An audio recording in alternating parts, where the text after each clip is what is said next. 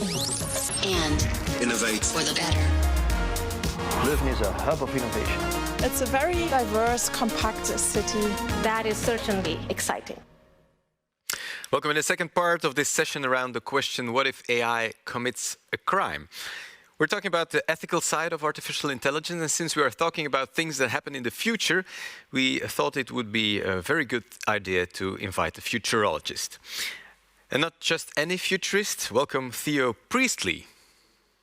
Hi. Hi. You're a futurist, futurologist. Is there a difference? There's not. I think it's an interchangeable term. And what does a futurist do?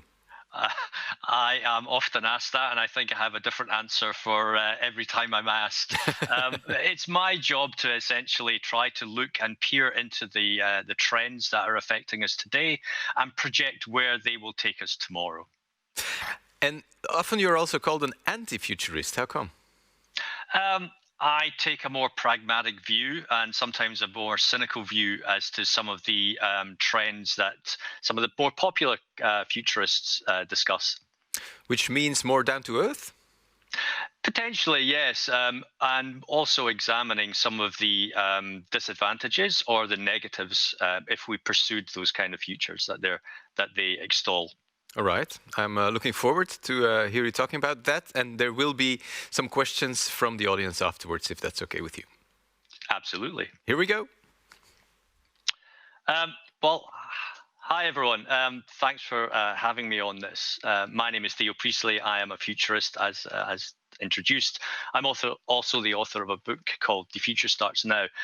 And looking at this particular topic, what if an AI commits a crime, I put a slight spin on the suggestion around the typical scenario where an automated car is careering out of control and it's heading towards a couple of people, and it must decide there and then who it will sacrifice in order to either save the driver or to stop the car.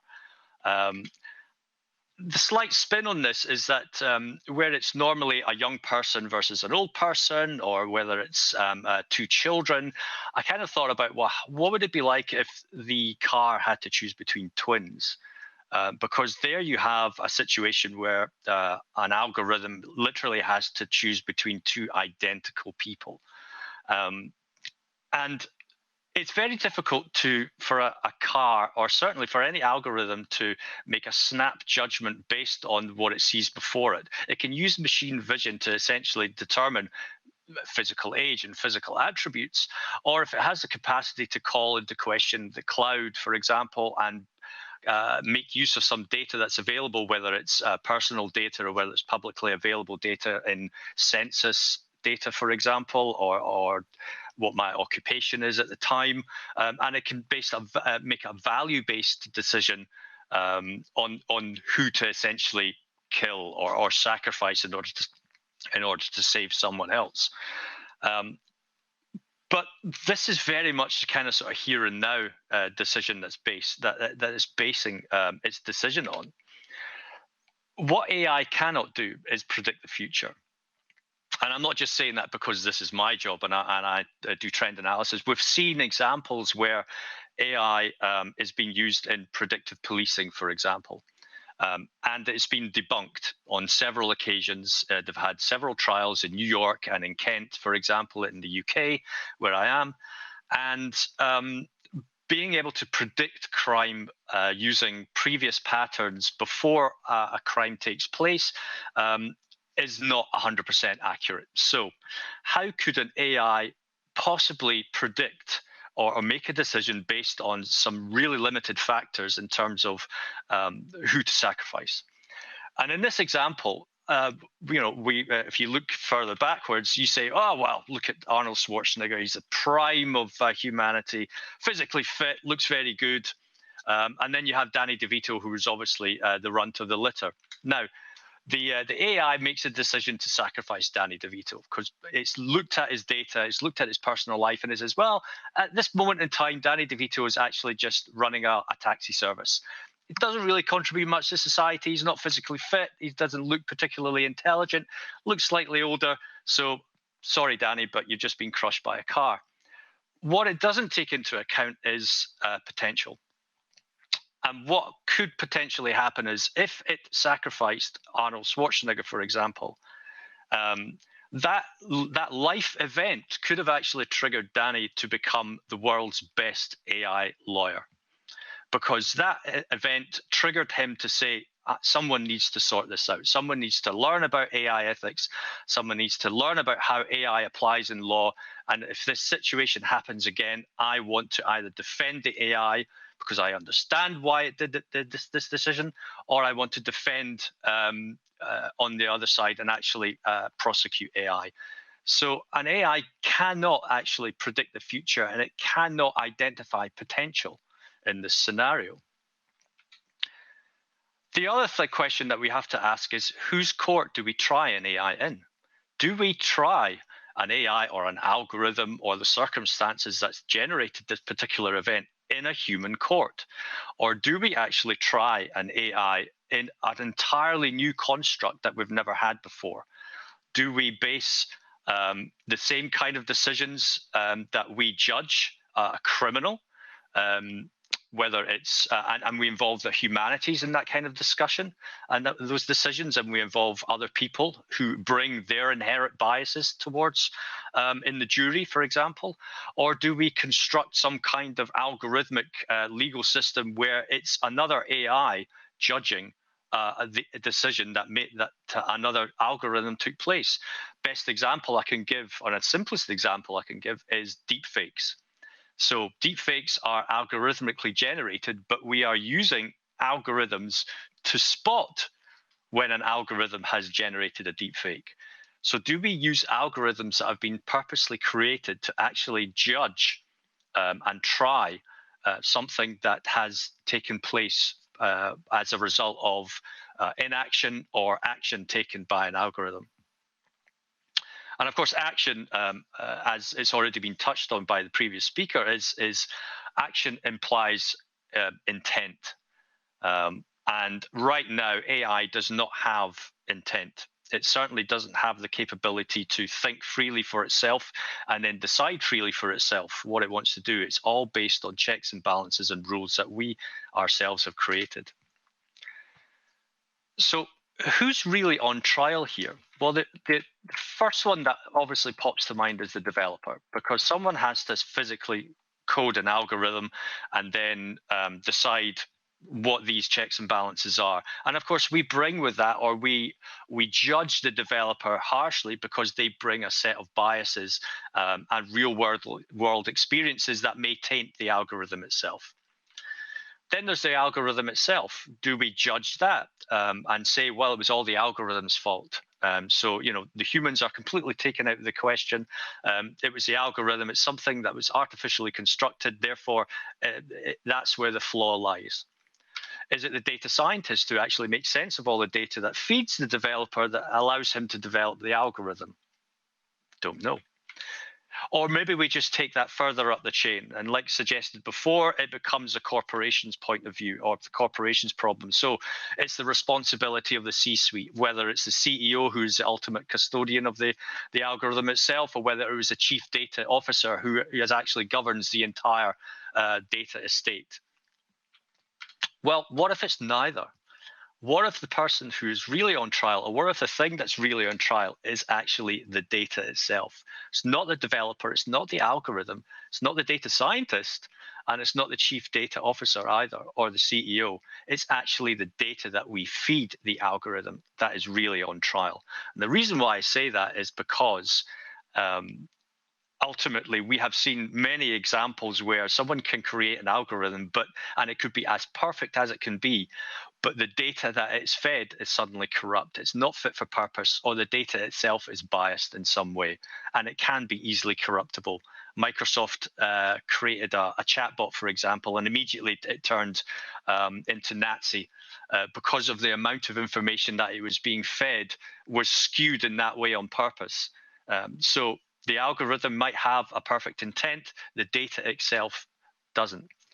And the person who is ultimately on trial is us, individuals. We are, because we are the people who are generating that data, whether innocently, whether it's because it's our privacy data, or whether we're actually skewing the data because what we believe our image to be is what we should be feeding the machine. So in other words, we're actually lying to ourselves, and ultimately we are generating that data that's lying to the machine, and that machine is making decisions based on tainted data that we have provided.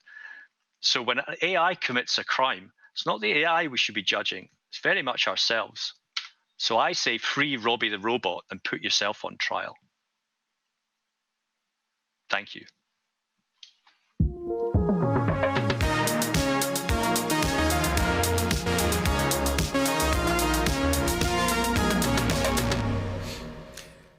Let's put ourselves on trial. Okay. Isn't that harsh for just consumers? I think it's about time we started taking a little bit more responsibility rather than handing it off. Yeah. I'm sure Nell Watson has a good question for you, perhaps about that. But first we have someone from the audience, Willem Romanus, online with a question. Hi, Willem. Yes, hi. Hi, Theo. Thanks for the interesting talk. I'm a sports tech entrepreneur, but also an AI enthusiast myself. And I have the following question for you. When you look at AI today, it's still very much about finding patterns in massive amounts of data, which is by definition still very observational or at an associative level. And recently there has been an evolution to add more causality to models of AI, which will definitely make the system smarter. But it's not the same yet as real human understanding. So here's my question. How big do you estimate the humanity gap? So the gap between the engineered problem-solving ability of machines and the general problem-solving ability of man? The gap is massive still. In fact, one of the slides actually, I purposely put in a list of humanities subjects: psychology, sociology, political science, art, theatre, etc. These are things that we can certainly feed AI right now, but it's very much an academic solution in terms of building an algorithm, feeding it data and seeing what happens. And AI does not have creative intent, for example. You can program an AI to paint something, but it did not think of that itself. It didn't just sit there one day in complete silence and then go, I'm just going to write a sonnet or I'm going to paint a picture. You have to feed it something in order for it to actually do something. And AI is, when we talk about AI, and I think it was interesting hearing the young boy's point of view. An AI is built to do one thing. My Tesla, for example, in that example, or automated car, the automated car is not something that can paint a picture or grade a maths paper or write a research paper, for example. It's just built to do one thing, and that's transport you from A to B safely. So the gaps in terms of understanding what an AI can do, and then the gaps in terms of the humanities that is needed to create AI, sentience, intelligence, creativity are absolutely massive. So maybe just to build on that, because you mentioned Tesla, do you think the autonomous vehicles will replace traditional traffic soon, or do you think the edge cases are endless?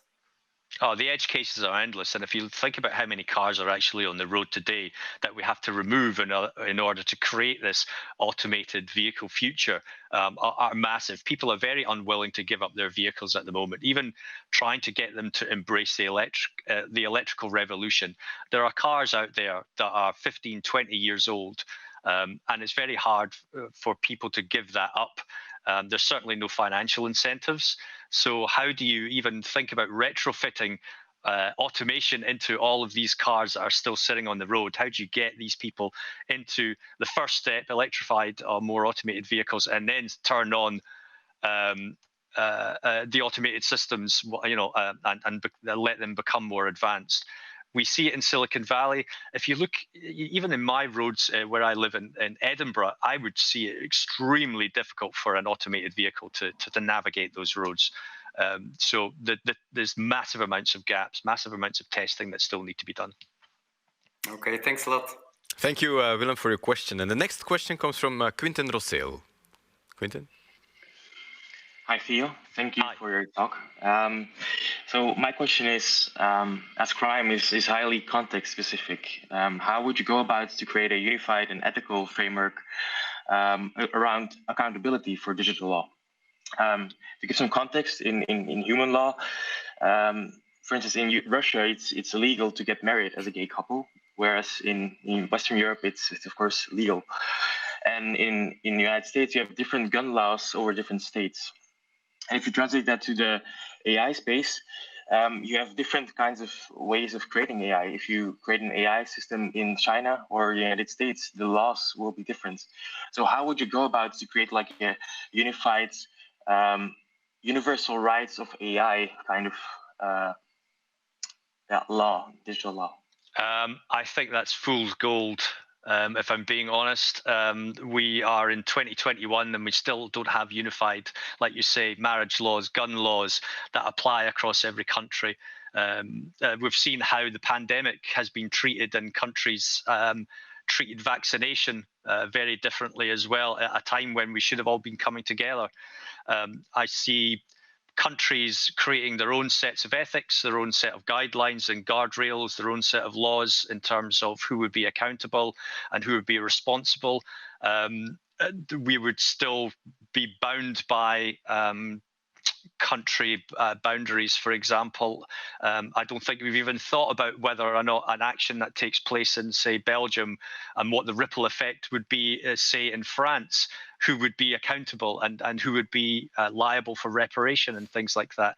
We're just not there yet. Even as a species, we just don't think that way. And so asking for one unified framework that would treat AI globally in the same way, I think is an impossible task. Thank you so much, Quinten. Also, Nell Watson paid close attention. Nell, do you have a question for Theo Priestley? Yes. Well, I like the examination of different people who could be held liable, including, of course, the data, which I thought was great. But I observed that with autonomous vehicles, often the operator is given a responsibility to intercede and take over if the AI does something silly. And I wondered if there might be a danger of a lot of AI vendors saying, it's a beta, and if it does something wrong, it's your responsibility to put things right. Could there be that kind of risk, do you think? Yeah, I think we've seen that already, where Tesla's, if a car has caused an accident, for example, and they've said, oh yeah, well it's an augmented system, it's not meant to be fully autonomous as yet. So and there are examples where people and vendors are calling it augmented intelligence rather than artificial intelligence, to try and get away from that kind of sense that this is a pilotless kind of sort of endeavor. The human has been removed from it entirely, and it's all, the responsibility for decision making is squarely on the algorithm's shoulders.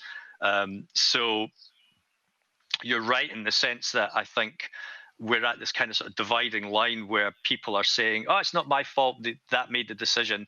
And other people are saying, well, I didn't build it that way. I actually built it to help you, but you're still in the driving seat.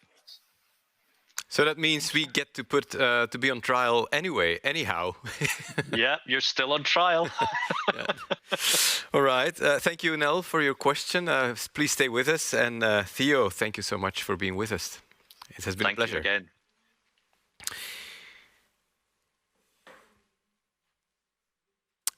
So we're halfway this session. Thank you for watching NetShop. Next up is Kathleen Gabriels, but first we have to reboot the platform so the viewers can join us. Rebooting in 1 second.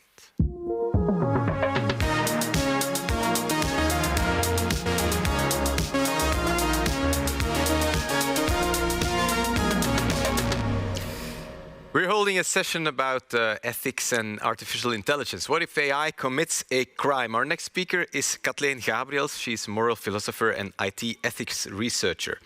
Unfortunately,